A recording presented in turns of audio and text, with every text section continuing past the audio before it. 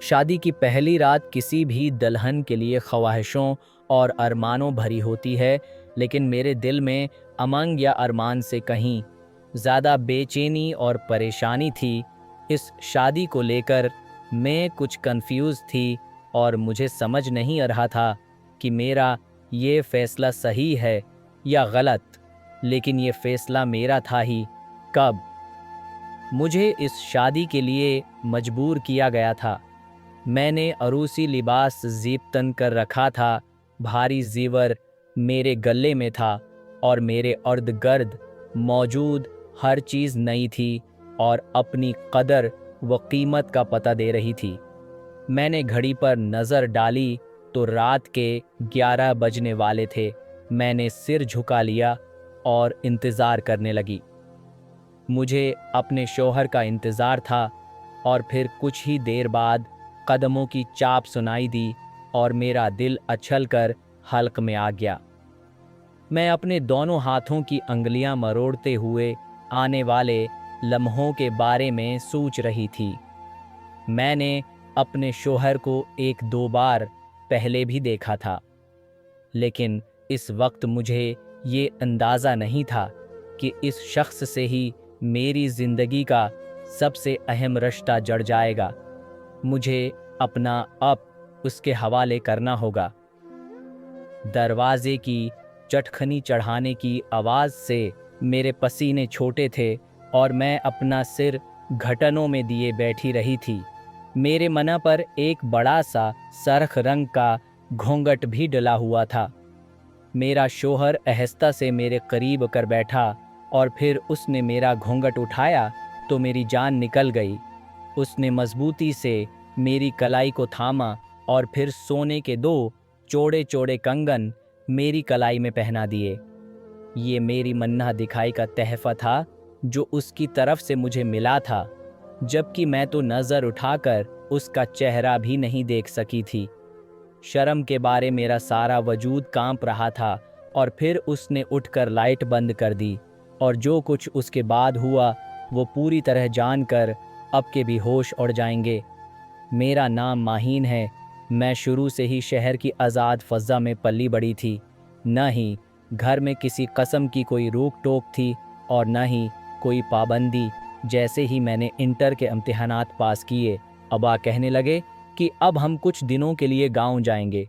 میرے سارے خاندان والے گاؤں میں ہی رہتے تھے۔ میرے ابا نوکری کے غرض سے شہر آئے ہوئے تھے۔ مجھے شروع سے ہی گاؤں جانے کا بہت شوق تھا، لیکن میری اماں کبھی گاؤں نہیں جانا چاہتی تھی اور نہ ہی کبھی ابا کے ساتھ انہوں نے مجھے بھیجا تھا۔ جب بھی گاؤں کا ذکر ہوتا، اماں اور ابا کے درمیان عجیب سی کشیدگی پیدا ہو جاتی۔ ایسا لگتا جیسے گھر کا ماحول ہی خراب ہو گیا ہو۔ نہ جانے اماں کو گاؤں سے کیا مسئلہ تھا۔ اب بھی ابا نے جیسے ہی گاؤں جانے کی بات کی، اماں نے صاف انکار کر دیا اور کہنے لگیں کہ اب اکیلے ہی چلے جائیں اور اپنے خاندان والوں سے مل کر آ جائیں، مجھے گاؤں نہیں جانا۔ آبا غصے میں کہنے لگے، سالوں سے نہ تم گاؤں گئی ہو اور نہ ہی کبھی بچوں کو لے جانے دیا ہے۔ سارے خاندان والے ہمارے بچوں کے بارے میں پوچھتے ہیں۔ ماضی کی باتوں پر خاک ڈالو اور اب میرے ساتھ گاؤں چلو۔ ہماری بچیوں کی شادی کی عمر ہو رہی ہے۔ خاندان والوں کا ساتھ ضروری ہوتا ہے۔ کوئی بھی رشتے کے وقت خاندان کا بھی پوچھتا ہے۔ ابا کی بات سن کر میں چونک اٹھی تھی۔ وہ کون سا ماضی تھا جس پر خاک ڈالنے کی بات ہو رہی تھی، اور کس بات کی وجہ سے اماں گاؤں جانے کے نام سے ہی خائف ہو جایا کرتی تھی؟ آج تک کبھی ابا نے کھل کر میرے سامنے اماں سے کوئی بات نہیں کی تھی، اسی لیے مجھے ایسی کسی بات کا علم نہیں تھا۔ آج بھی شاید ابا غصے میں یہ بات کہہ گئے تھے اور انہیں احساس نہیں ہوا تھا کہ میں بھی کمرے میں ہی موجود ہوں۔ اماں کہنے لگی کہ ہم تو ماضی پر خاک ڈال دیں گے، لیکن ہمارے خاندان والے کبھی خاک نہیں ڈالیں گے۔ بہتر یہ ہے کہ اب ایسی کوئی ضد نہ کریں جس کی وجہ سے ہمیں پچھتانا پڑے۔ میں اپنی بیٹیوں کو لے کر گاؤں نہیں جاؤں گی، یہ بات اب اچھی طرح جانتے ہیں۔ لیکن ابا اپنی بات پر اٹک گئے اور کہنے لگے، اگر تم میرے ساتھ گاؤں نہیں گئی तो मैं बच्चियों को लेकर चला जाऊंगा। मैं तुम्हारे साथ ज़बरदस्ती नहीं कर सकता, लेकिन मेरी बेटियां मेरी फरमानबरदार हैं। अब्बा ने मेरी तरफ देखा और कहने लगे, माहीन, अपना सामान तैयार करो, हमें गांव जाना है। अब्बा के आगे मेरी आवाज़ भी नहीं निकलती थी, उसीलिए मैं सिर्फ जी अब्बा कह सकी और कमरे से निकल आई। अब्बा भी घर से निकल गए थे और उमा के कमरे से सामान पटकने की आवाज़ उड़ रही थी। यकीना उमा का सारा गुस्सा बेजान चीज़ों पर निकल रहा था और मेरी सोच बस उसी बात पर अटक गई थी कि गांव में ऐसा किया है जो माँ न ही खुद जाना चाहती है और न ही हमें भेजना चाहती है। मैंने और मेरी छोटी बहन ने जल्दी जल्दी सामान पैक कर लिया था और जब शाम को अब्बा वापस लौटे तो उनके पास ट्रेन के टिकट भी थे। वो उमा से कहने लगे, मैं तुम्हारा टिकट भी लाया हूँ, अब तुम्हारी मर्जी है कि या तो हमारे साथ चलो या फिर यहाँ अकेली रहो, लेकिन बच्चियाँ तो मेरे साथ ही जाएंगी। उमा ने हम दोनों बहनों की तरफ देखा और कहने लगी कि मैं बच्चियों को अकेले गांव नहीं भेजूंगी। वो अपना मुख्तसर सा सामान लेकर आ गए और कहने लगी, मैं अब की ज़ुद पर जा तो रही हूँ, लेकिन 2 दिन बाद ही हम माँ बेटियाँ वापस आप जाएंगी। अब को जितने दिन अपने घर वालों के साथ रहना है, अब शौक़ से रहिएगा। अब्बा के चेहरे पर एक इत्मीनान सा आ गया था और हम दोनों बहनों ने भी सुकून का सांस लिया था, वरना हम दोनों सोच रही थीं कि नई जगह, नए माहौल में अम्मा के बग़ैर हम क्या करेंगे। हम तो किसी रिश्तेदार को पहचानते भी नहीं थे। गांव से कभी कोई शहर नहीं आया था और न ही कभी हम लोग गए थे। अब्बा के साथ रेलगाड़ी में बैठकर हम गांव के लिए रवाना हो गए और फिर रात के करीब हम जब गांव पहुंचे तो स्टेशन पर अब्बा के बड़े भाई यानी ताया अब्बा हमें लेने के लिए खड़े थे। वह अब्बा से बगल गैर हुए और फिर अम्मा को नज़र अंदाज करते उन्होंने हम दोनों बेटियों के सिर पर हाथ रख दिया। अम्मा ने उन्हें सलाम किया था, लेकिन सलाम का जवाब भी नहीं आया था और इस बात ने हम दोनों बहनों को ही चौंकने पर मजबूर कर दिया था।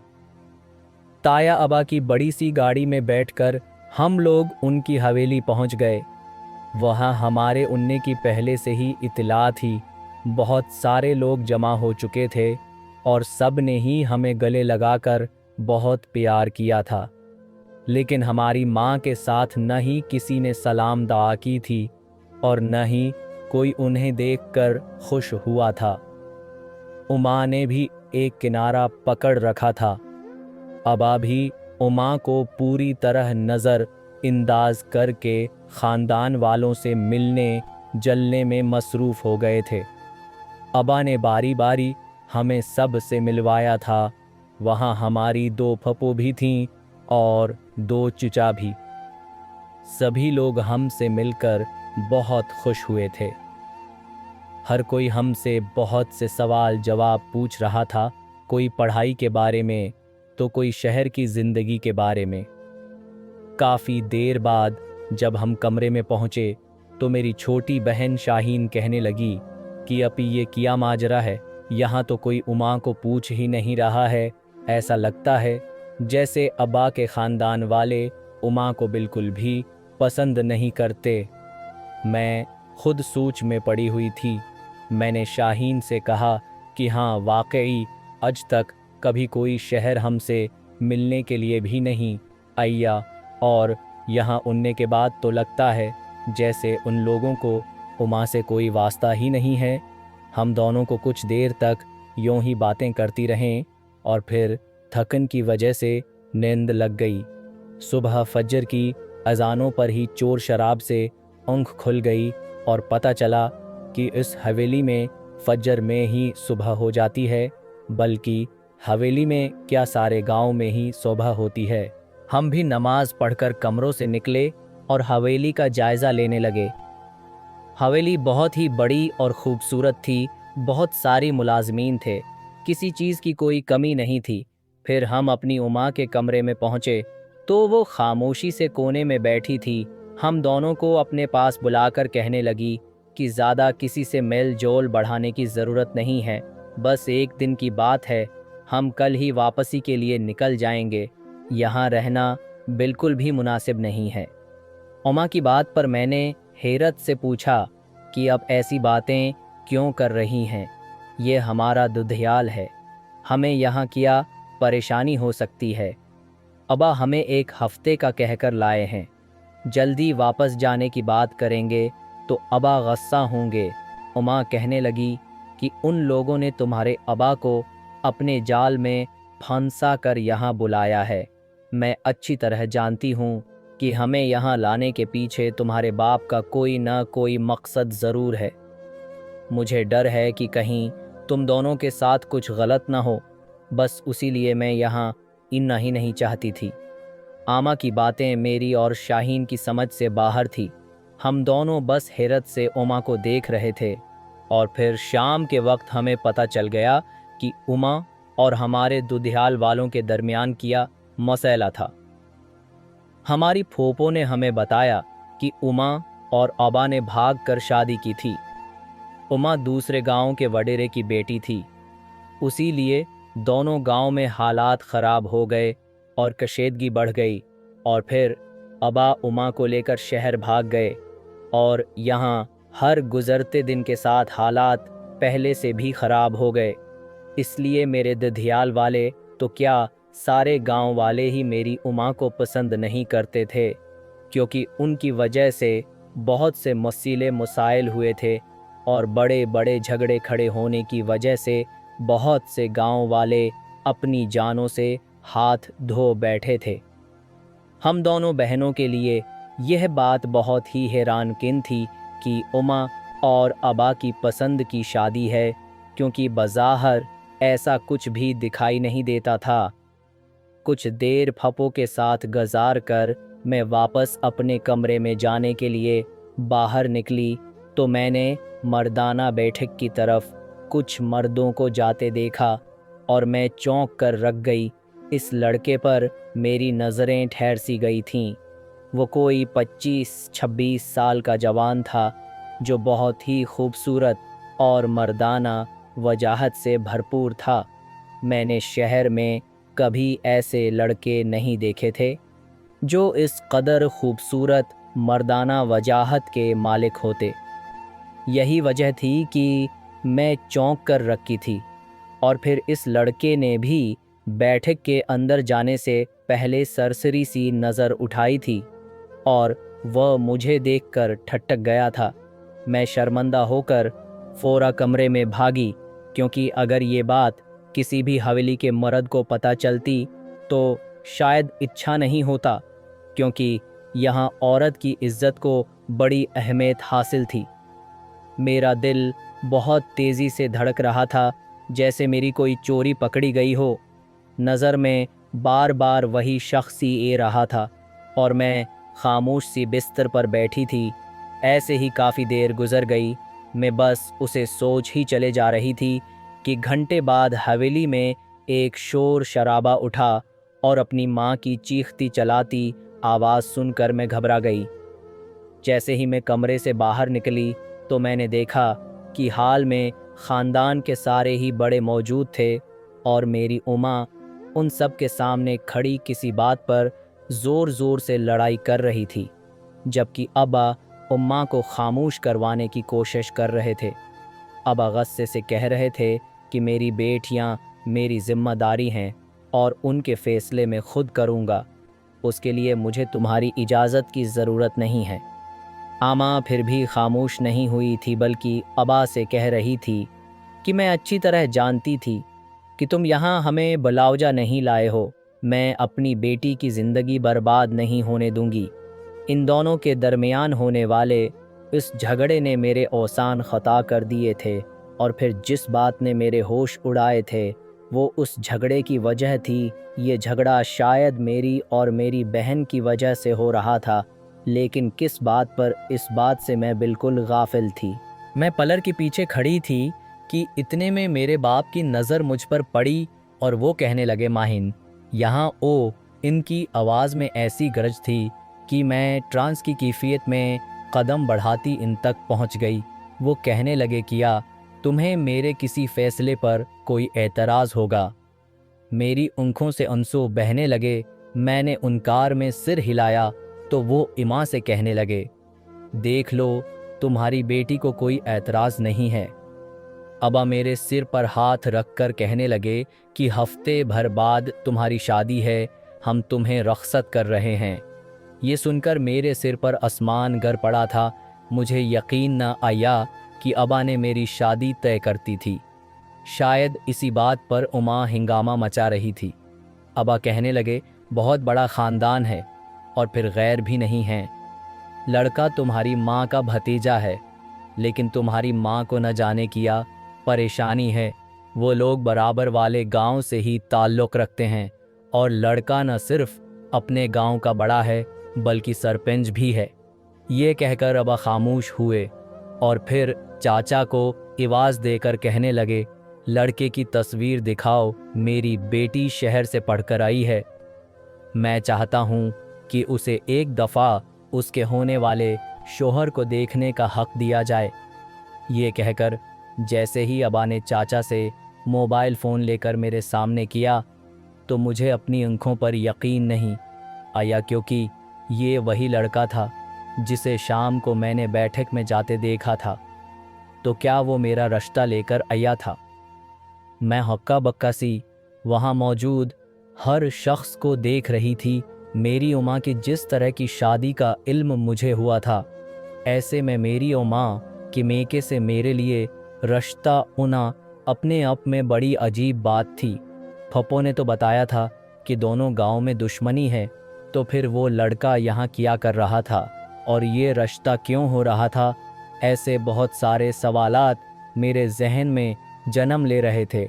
अबा कहने लगे कि सालों पुरानी दुश्मनी दोस्ती में बदल चुकी है। वो लोग तुम्हारी माँ को माफ़ कर चुके हैं, लेकिन तुम्हारी माँ इस बात को मानने के लिए तैयार ही नहीं है। उसे लगता है कि ये सब झूठ और फरेब है। जब तुम रुखसत होकर वहाँ जाओगी तो तुम्हें खुद पता चल जाएगा कि वो लोग पहले जैसे नहीं रहे। वो तो दोस्ती का हाथ बढ़ाना चाहते हैं, फिर हम क्यों इनकार करें? ये कहकर अबा ने मुझे ढेर सारी दुआएं दी और शादी की तैयारियों में मसरूफ़ हो गए। मैं अपनी उमा के पास गई तो वो रोते हुए कहने लगी, बेटी तो इनकार कर देना, निकाह के वक्त इनकार कर देना। इस शादी के पीछे ज़रूर कोई ना कोई वजह होगी। मेरे मेके वाले कैसे हैं ये मुझसे ज़्यादा कोई नहीं जानता। वो मर तो सकते हैं, लेकिन इस बदनामी को नहीं भूल सकते जो मेरी वजह से उन्हें उठानी पड़ी थी। अम्मा की हालत देखकर मैं भी परेशान हो गई थी। मैंने अम्मा से कहा कि मेरे हाथ में कुछ भी नहीं है। अब जानती तो हैं ये फ़ैसला अबा का है, मैं कैसे इनकार कर सकती हूँ। अम्मा ने मुझे सीने से लगाया और कहने लगे, सालों पहले जो गलती मैंने की थी आज उसका खमियाजा तुम्हें भुगतना पड़ रहा है। काश कि मैं गांव ही नहीं आती। मुझे तो पहले ही अंदाज़ा था कि तुम्हारे चुच्चा और ताया मिलकर कोई ना कोई खेल ज़रूर खेलेंगे, और देखो मेरा शक सही ही साबित हुआ। मैंने उमा को तसल्ली दी और उन्हें समझाया कि अबा ने जो भी फ़ैसला किया होगा वो सोच समझ कर किया होगा। मेरे अबा मुझसे बहुत मोहब्बत करते थे और मुझे यकीन था कि वो मुझे किसी भी गलत फ़ैसले की भेंट चढ़ने नहीं देंगे। पूरे एक हफ्ते बाद धूमधाम से मेरी बारात आई थी और अबा ने मुझे रख्सत कर दिया था। उमा को इस शादी से कोई लेना देना नहीं था। वो सारा वक्त कमरे में बंद रही थी, जबकि उनके सारे मेके वाले आए थे, मगर उमा ने किसी से मिलना भी गुवारा नहीं किया था। कुछ औरतें मुझे रख्सत करवा कर दूसरे गांव ले गई और फिर मुझे मेरे कमरे में बैठा दिया गया। मैं बार बार यही सोच रही थी कि ये शादी क्यों की गई है। क्या वाकई ही दुश्मनी दोस्ती में बदल गई है या फिर कोई और बात है? आज शादी को लेकर मेरे दिल में अरमानों से कहीं ज़्यादा खौफ اور وسوسے پیدا ہو گئے تھے، اور ایسا رخصتی کے بعد ہوا تھا جب میں نے حویلی کی عورتوں کا رویہ اپنے ساتھ بہت ہی سخت محسوس کیا تھا، ورنہ رخصتی سے پہلے تک میں کافی خوش اور مطمئن تھی۔ اور پھر میرا شوہر شاہ میر کمرے میں آیا اور اس نے بڑی سختی سے میری کلائی پکڑ کر 2 بڑے بڑے سونے کے کنگن میری کلائی میں ڈال کر منا دکھائی کا حق ادا کر دیا۔ آس کے رویے نے مجھے سہما دیا تھا، وہ بالکل خاموش تھا، اس کے منہ سے کوئی جملہ نہیں نکلا تھا۔ اور پھر اس نے اٹھ کر لائٹ بند کر دی، اور اس کے بعد حق کے نام پر اس نے میرے وجود کو اس طرح نوچا کہ میری چیخوں سے شاید ساری حویلی گونج اٹھی ہو گئی۔ شادی کی رات میرے لیے ایسی اذیت ناک بنی تھی کہ میرا سارا وجود زخم زخم ہو گیا تھا، اور پھر درد کی شدت کے بعد مجھے کچھ ہوش ہی نہ رہا، اور جب ہوش آیا تو میں اسپتال میں تھی۔ شاہ میر میرے سرہانے کھڑا تھا اور مجھے دیکھ رہا تھا۔ اسے دیکھتے ہی میری جان نکل گئی تھی۔ اس سے پہلے کہ میں چیخو پکار شروع کرتی، اس نے میرے منہ پر ہاتھ رکھ دیا اور خاموش رہنے کا اشارہ کیا۔ میں خوف کے مارے بالکل خاموش ہو گئی تھی۔ ڈاکٹر نے کچھ دوائیں لکھیں اور شاہ میر سے کہنے لگی کہ ان کے جسم پر بہت زیادہ گہرے زخم ہیں، بہتر یہ ہے کہ اب ان کے ساتھ کچھ دنوں تک کوئی تعلق نہ بنائیں۔ اور پھر اس نے مجھے شاہ میر کو اپنے ساتھ لے جانے کی اجازت بھی دے دی۔ یہ گاؤں کا چھوٹا سا اسپتال تھا جس میں ڈاکٹر بھی شاہ میر کی ہی غلام تھی۔ ابھی صبح کا سورج طلوع نہیں ہوا تھا، فجر کی اذانوں میں کچھ ہی وقت باقی تھا۔ شاہ میر خاموشی سے مجھے لے کر حویلی پہنچا اور پچھلے راستے سے ہم کمرے میں داخل ہو گئے۔ میں تو اب بھی پوری طرح کپکپا رہی تھی۔ وہ میرے سامنے بیٹھ گیا اور غور سے میرا چہرہ دیکھنے لگا۔ میں نے روتے ہوئے اس سے پوچھا کہ تم نے میرے ساتھ ایسا ظلم کیوں کیا ہے، میری غلطی کیا تھی؟ اور پھر شاہ میر نے مجھے ایک ایسا سچ بتایا جسے سن کر میں کانپ اٹھی۔ وہ کہنے لگا کہ بہت عرصے سے ہماری طرف سے تمہارے گاؤں کا پانی بند تھا۔ وجہ تم جانتی ہو، کیونکہ ہماری پھپھو نے تمہارے ابا سے بھاگ کر شادی کی تھی، اور اسی بات کا بدلہ لینے کے لیے بابا نے تم لوگوں کے گاؤں کا پانی بند کر دیا تھا۔ کافی زیادہ خون خرابہ بھی ہو چکا تھا، اور پھر کافی سالوں سے یہ مسئلہ اسی طرح چلتا رہا، مگر اب کچھ عرصہ پہلے تمہارے تایا ہمارے پاس آئے۔ وہ اس دشمنی کو ختم کرنا چاہتے تھے، کیونکہ فصلوں کے لیے انہیں پانی چاہیے تھا۔ بابا دشمنی تو ختم نہیں کر سکتے تھے، البتہ بدلے کی اگ بابا کے دل میں جل رہی تھی۔ اور پھر بابا نے یہ شرط رکھی کہ اگر پھوپھو کی بیٹی رخصت ہو کر ہماری حویلی آئے گی تو تمہارے گاؤں کا پانی کھول دیا جائے گا۔ تمہاری تایا اس بات کے لیے رضامند ہو گئے، اور پھر نہ جانے کیسے انہوں نے تم لوگوں کو راضی کیا۔ جس روز میں تمہاری حویلی آیا تھا، اس روز تمہارے تایا نے خود ہمیں بلوایا تھا اور رشتہ پکا ہونے کی خبر سنائی تھی۔ یہ شادی ہمارے لیے محض بدلہ تھی، اور گزری رات میں تم سے اپنی بدنامی کا بدلہ لے چکا ہوں، اور اب ہونے والی ہر رات تمہیں حساب چکانا ہوگا۔ تمہاری ماں کی وجہ سے میرے باپ کو جو ذلت اٹھانا پڑی، جو رسوائی ہم نے برداشت کی ہے، وہی ذلت اور رسوائی اب تمہیں برداشت کرنی ہوگی۔ شاہ میر کی باتیں سن کر میری جان نکل گئی تھی۔ میں سوچ بھی نہیں سکتی تھی کہ بظاہر اتنا اچھا اور شریف نظر اننے والا پنچایت کا سرپنچ اس قدر گھٹیا سوچ کا مالک نکلے گا۔ پہلی ہی رات اس نے حیوانیت کی ہر حد پار کر دی تھی۔ میری جسم کا کوئی حصہ ایسا نہیں تھا جہاں زخم نہ لگا ہوتا۔ شاہ میر نے مجھ سے سختی سے کہا کہ اگر میں نے اپنے گھر والوں کو کوئی بھی بات بتائی تو نئے سرے سے خون خرابہ شروع ہوگا۔ نہ صرف دوبارہ سے ہمارے گاؤں کا پانی بند کر دیا جائے گا، बल्कि उससे भी बड़ा झगड़ा खड़ा होगा। उसी लिए मैं खामोश रहूं और सारी जिंदगी उसके दिए हुए जख्मों को सहती रहूं। अगले दिन मेरे अबा मुझसे मिलने के लिए आए और रस्म के मुताबिक मुझे साथ ले जाने की बात की, तो शाह मेर और उसके घर वालों ने साफ मना कर दिया। उन्होंने बाबा को भी अपना असली चेहरा दिखाया और कहने लगे कि हम अब की बेटी को दोबारा कभी अब के गांव इनने की इजाज़त नहीं दे सकते।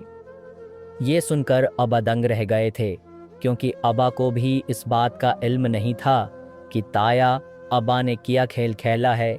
गाँव का पानी खलवाने के लिए उन्होंने मेरी ज़िंदगी को दांव पर लगाया था और मेरे अबा को भी इस बारे में ख़बर नहीं होने दी थी। शाह मेर के बाबा यानी मेरे मामू कहने लगे कि जिस तरह सारी ज़िंदगी हम अपनी बहन की शक्ल देखने के लिए तड़पे हैं और जो ज़िल्लत हमने बर्दाश्त की है, अब वो तुम्हारी झोली में आ गई है। अब तुम अपनी औलाद के लिए बिल्कुल ऐसे ही तड़पना। बहुत कोशिश के बावजूद भी अबा मुझे अपने साथ नहीं ले जा सके थे और तन्हा ही वापस चले गए थे। मेरा रो रो कर बुरा हाल था। इन्हें वाले कुछ दिन ऐसे ही अज़ियतनाक गुज़रे और फिर एक रोज़ मौका पाकर मैं हवेली से दबे पाँव निकल गई। शायद इन लोगों को अंदाज़ा नहीं था कि मैं इस तरह फ़रार हो जाऊंगी। मैंने खामोशी से भागना मुनासिब समझा था और फिर मैं सीधे शहर के लिए ट्रेन में बैठ गई थी। मैंने अपने गांव का रख भी नहीं किया था, क्योंकि इस तरह मैं पकड़ी जाती इन लोगों को खबर होने से पहले ही ट्रेन रवाना हो गई थी। और जब मैं शहर पहुंची तो मेरे वालिदैन शहर वाले घर में ही मौजूद थे। मेरी माँ मुझे देखकर मेरे गले लग गई और खूब रोई। अबा का हाल भी कुछ ठीक नहीं था। वो मेरे कदमों में बैठ गए और कहने लगे, मुझे नहीं मालूम था कि मेरा सगा भाई मेरे साथ धोखा करेगा। उसने मुझे यही कहा था कि अब दोनों गांवों के दरमियान दोस्ती हो गई है। मैं भी सालों के उस झगड़े से थक गया था। उसी लिए मैं चाहता था कि अब हालात ठीक हो जाएं, लेकिन मुझे नहीं मालूम था कि ये सब कुछ उसने सिर्फ अपनी फसलों के खातिर किया था। मैंने अबा से कहा कि मैं मज़ीद इस दरंदे के साथ नहीं रह सकती। शाहमेर ने हर रात मुझे नोच डाला था। अबा ने खिला के कागजात बनवाए और शामिर को भेजने से पहले पुलिस से भी राबता किया ताकि शाहमेर हमें हिरासा न कर सके। अबा के शहर में काफ़ी ताल्लुकात थे। अबा ने सब को इस्तेमाल करते हुए मेरी और शाहमेर की तलाक करवा दी थी। आज मैं अपने अबा के घर में हूँ और ग्रेजुएशन की तालीम हासिल कर रही हूँ। जो कुछ मुझ पर बहता मैं उसे भयानक ख्वाब समझकर भूलना चाहती हूँ, लेकिन कभी कभी माजी के कुछ लम्हे दोबारा मेरी आंखों के सामने आते हैं तो मेरी जान निकल जाती है। अबा ने कभी दोबारा पलटकर गांव का रख नहीं किया। मेरे ताया ने कई दफ़ा बात करने की कोशिश की, क्योंकि उनकी फसलों का पानी फिर बंद हो चुका था, लेकिन अबा को उनसे कोई सरोकार नहीं था। अबा उनके बहकावे में एक दफ़ा गलत फ़ैसला कर चुके थे। अब दोबारा कोई गलती नहीं करना चाहते थे। आज सब कुछ ठीक हो गया है, लेकिन कहीं ना कहीं मेरे दिल में एक कुसक बाकी है।